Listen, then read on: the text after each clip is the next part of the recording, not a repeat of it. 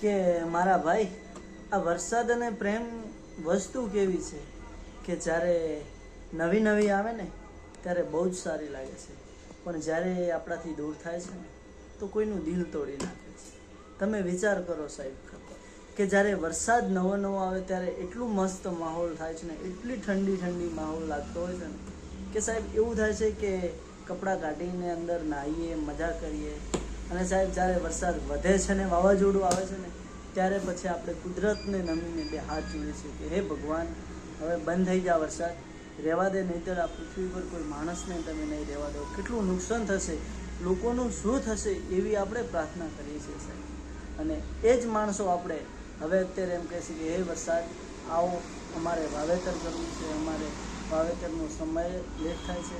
અને બીજી વાત કરીશું ને સાહેબ, તો કે જ્યારે કોઈને નવો નવો પ્રેમ થાય છે ને તો એ પણ વરસાદની જેમ જ હોય છે કે જ્યારે કોઈ પ્રેમમાં પાગલ થતું હોય છે એટલે ખાવાનું પણ ભૂલી જાય છે,